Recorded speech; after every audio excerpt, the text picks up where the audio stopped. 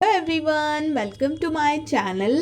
दोस्तों, आज की ये वीडियो बहुत ज़्यादा इम्पॉर्टेंट होने वाली है हमारे बीए प्रोग्राम 5th सेमेस्टर वाले स्टूडेंट्स के लिए। दोस्तों, आज की इस वीडियो के अंदर मैं आप लोगों के लिए लेकर आ गई हूँ आपके पॉलिटिकल साइंस सब्जेक्ट का एक और इम्पॉर्टेंट क्वेश्चन का आंसर। दोस्तों, ये आज के दिन की तीसरी वीडियो होने वाली है। अभी तक मैं आप लोगों के लिए 2 वीडियोस ऑलरेडी डाल चुकी हूँ एंड वो दोनों ही वीडियो बहुत ज़्यादा इंपॉर्टेंट है। अगर आप लोगों ने उन वीडियोस को नहीं देखा तो जाकर ज़रूर देख लीजिएगा, आप लोगों के एग्ज़ाम में उन वीडियोस से काफ़ी ज़्यादा हेल्प होगी। दोस्तों, आज की इस वीडियो के अंदर हम लोग कवर करने वाले हैं हमारे क्वेश्चन नंबर 2 के बारे में। दोस्तों, क्वेश्चन नंबर 2 के अंदर हमसे पूछा जा रहा है कि प्रशासन के वैज्ञानिक प्रबंधन सिद्धांत का आलोचनात्मक अध्ययन कीजिए।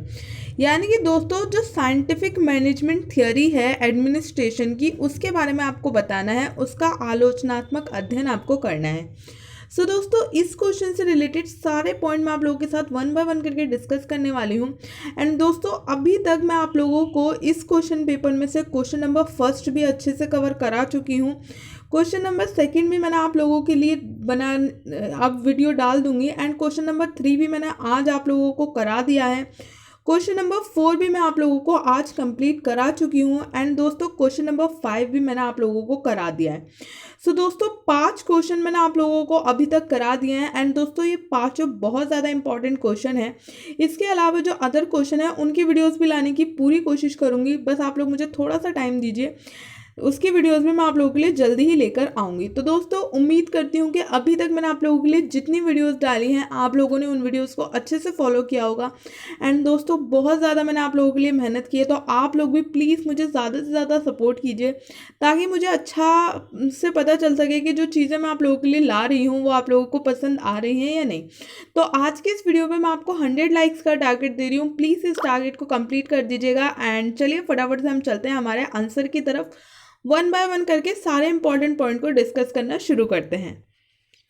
दोस्तों, हमारा जो सबसे पहला और इम्पॉर्टेंट पॉइंट है वो है हमारा परिचय। तो परिचय आपको कुछ इस तरीके से देना है कि वैज्ञानिक प्रबंधन दृष्टिकोण का प्रशासनिक प्रबंधन में अत्यंत महत्वपूर्ण स्थान है। ये दृष्टिकोण 19वीं शताब्दी के पश्चात के काल में विकसित हुआ।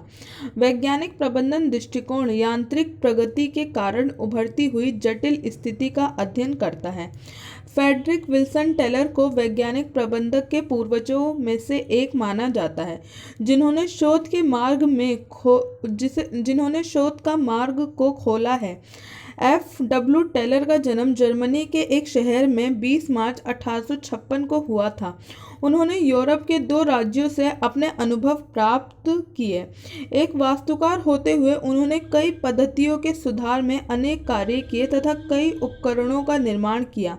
कुछ प्रमुख उपकरणों का निर्माण उन्होंने अन्य उपकरणों को काटने के लिए किया। एक गर्म यंत्र, लोहे का हथौड़ा, जल के दबाव से चलने वाला व थकान कम करने वाले जैसे उपकरणों का निर्माण किया। उन्होंने लगातार बोर्ड के तरीकों को बढ़ाने पर बल दिया। उन्होंने उपकरणों के विकास के लिए तार्किक प्रक्रिया को उसी प्रक्रिया से रेखांतरित किया जिस प्रकार से कार्य में तार्किक प्रक्रिया पर बल दिया जाता है। उनके भीतर संस्था के लिए निपुणता व कार्य में तार्किक प्रक्रिया को करने के लिए विशेष ऊर्जा पाई जाती है। दोस्तों, इस क्वेश्चन के आंसर में आपको परिचय कुछ इस तरीके से लिखना है। अब बात करते हैं दोस्तों हम हमारे नेक्स्ट पॉइंट की, जो कि है वैज्ञानिक प्रबंधन सिद्धांत। F.W. टेलर ने अपने वैज्ञानिक प्रबंधन के सिद्धांत में 4 प्रमुख सिद्धांतों को रेखांकित किया है, जिसमें से उन्होंने किसी भी संगठन के उत्पादन में बढ़ोतरी को महत्वपूर्ण माना, जो कि इस प्रकार से हैं। सबसे पहला है विभिन्न प्रबंधन कार्यों में वैज्ञानिक दृष्टिकोण का विकास, कार्य का कठोर वर्गीकरण एवं सतत प्रशिक्षण व्यवस्था, वैज्ञानिक दृष्टिकोण एवं तर्कसंगत रूप से चयन, कार्यबल का मिश्रण, मालिक व श्रमिकों के दायित्वों का निर्धारण। तो पहला पॉइंट है हमारा कार्य का विज्ञान व उसका विकास। टेलर ने यहाँ ध्यान दिया कि वैज्ञानिक दृष्टिकोण के लिए कार्यबल आवश्यक है। उन्होंने माना कि एक कार्य को करने का उचित रूप से तरीका व्यवस्थित अवलोकन द्वारा संभव है। उन्होंने पुराने अंगूठे के नियमों को परिवर्तित करने की बात कही। इसमें इकट्ठा करना, रिकॉर्ड करना व तालिका बनाना आदि जैसे विभिन्न कार्यों का अनुभव और अंत में उन कार्यों पर आधारित नियमों को तैयार करना होता है। ये नियम वास्तविक कार्य की स्थिति पर लागू किए जाते हैं। ये सुपरवाइजर की बेवजह आलोचना को समाप्त करने का काम करते हैं। दूसरा पॉइंट है दोस्तों हमारा वैज्ञानिक चयन व श्रमिकों का विकास। कार्य बल के चयन और निरंतर रूप से कार्य संस्कृति के विकास में वैज्ञानिक दृष्टिकोण का होना आवश्यक है। टेलर का मानना है कि प्रत्येक मजदूर, चाहे वह महिला हो अथवा पुरुष, उनकी स्वयं की क्षमताएं होती हैं। इसमें व्यवस्थित प्रशिक्षण का होना आवश्यक है। वैज्ञानिक दृष्टिकोण इस बात पर बल देता है कि उचित कार्य के लिए उचित व्यक्ति का चयन होना अत्यंत ही आवश्यक है।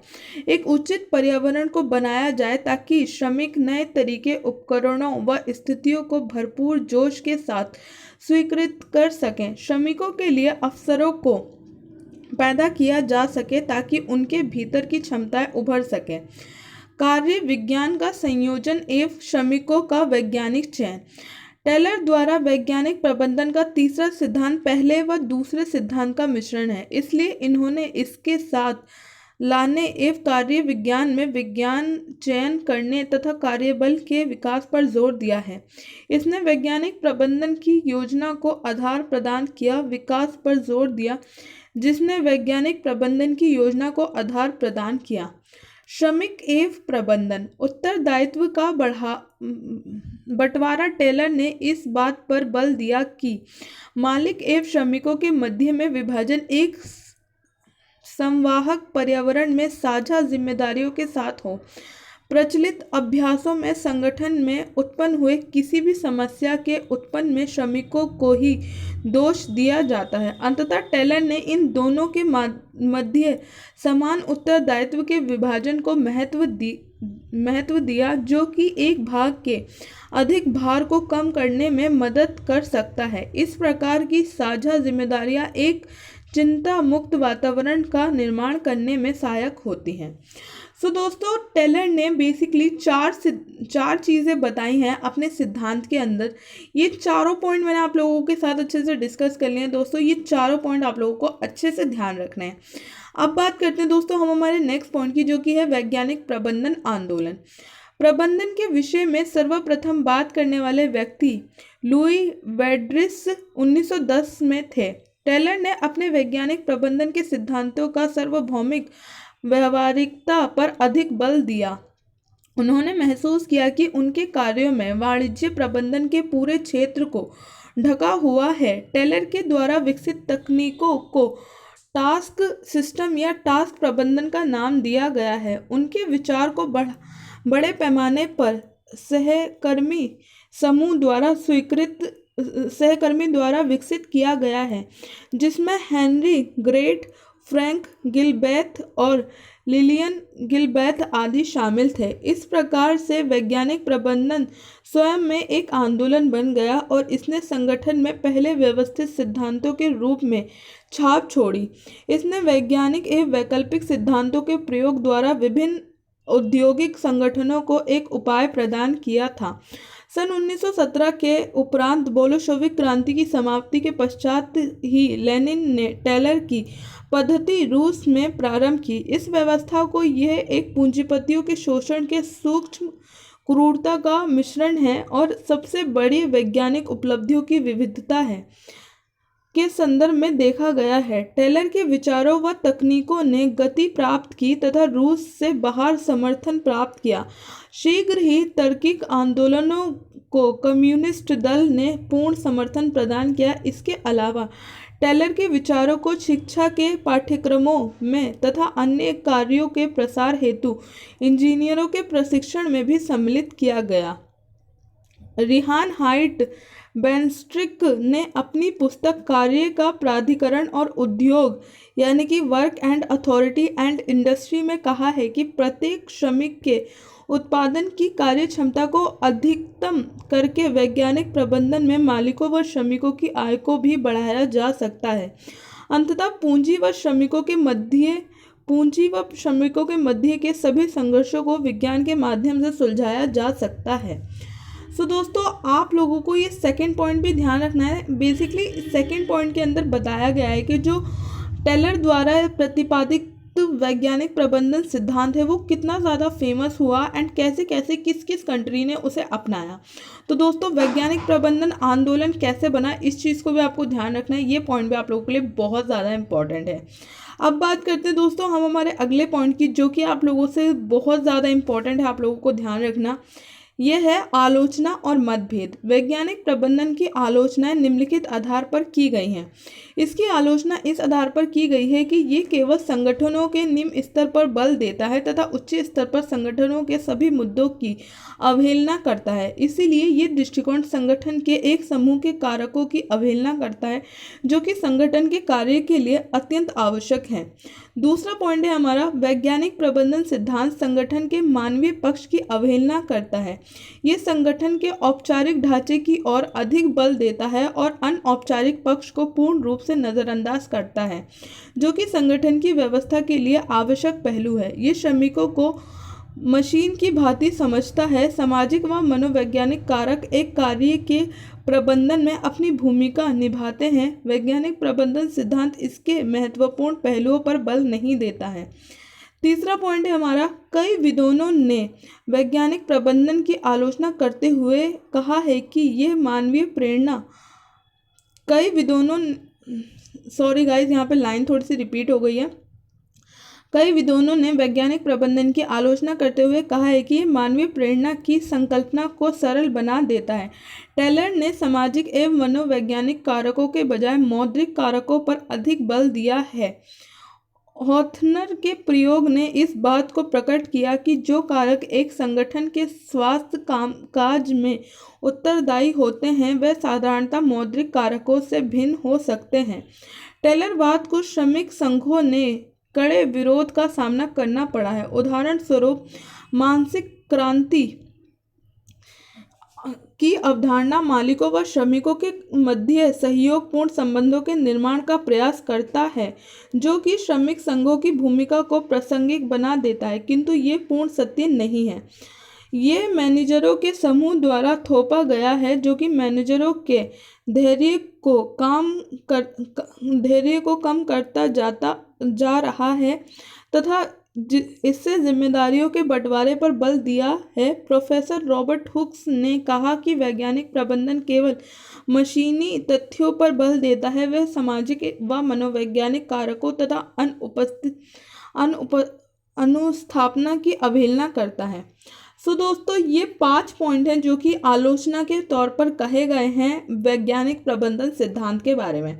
ये 5 पॉइंट आप लोगों के एग्जाम पॉइंट ऑफ व्यू से बहुत इंपॉर्टेंट है, इनको आप लोग ध्यान रखिएगा। एंड लास्ट में आप लोगों को लिखना है निष्कर्ष, जो कि इस तरीके से आप लोग लिख सकते हो कि टेलर का वैज्ञानिक प्रबंधन पहला स्पष्ट सिद्धांत होने के अलावा इसने औद्योगिक संगठन की समस्याओं के समाधान की पेशकश भी की। टेलर के इस सिद्धांत से अधिक लाभ प्राप्त हुआ और ये कई संगठनों की उत्पादकता की समस्याओं को हल करने में भी सहायक सिद्ध हुआ। टेलर ही ऐसे पहले प्रशासकीय चिंतक रहे जिन्होंने विज्ञान के सिद्धांत पर दृढ़ता के साथ भरोसा किया और एक सबसे अच्छे तरीका खोज निकाला। टेलर का मानना था कि इन सिद्धांतों का प्रयोग सार्वभौमिक है तथा इसे सभी संगठनों की प्रकृति में निरपेक्ष रूप में लागू किया जा सकता है। उनका वैज्ञानिक प्रबंधन सिद्धांत मुख्य रूप से श्रमिकों की समस्याओं पर बल देता है। टेलर की विभेदतात्मक मजदूर दल की अवधारणा, मानसिक क्रांति, काम के विज्ञान का प्रसार, मितिवृत्तीय प्रभावशीलता व दक्षता इस वैज्ञानिक प्रबंधन सिद्धांत के अन्य पारंपरिक सिद्धांतों से अलग करती है। सो दोस्तों, यहाँ पे हमारा पूरा आंसर फिनिश होता है। लास्ट में आप लोगों को निष्कर्ष लिखना है एंड ये दोस्तों यहाँ पे ये हमारा पूरा आंसर फिनिश होता है।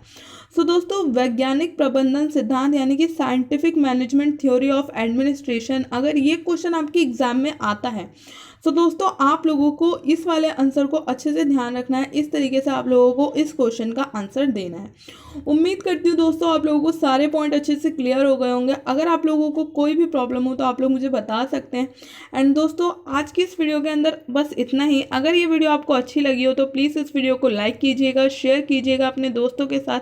एंड चैनल पर आप लोग पहली बार आए तो चैनल को सब्सक्राइब करना मत भूलिएगा। सो दोस्तों मिलती हूँ मैं आप सबसे नेक्स्ट वीडियो के अंदर, तब तक के लिए थैंक यू सो मच।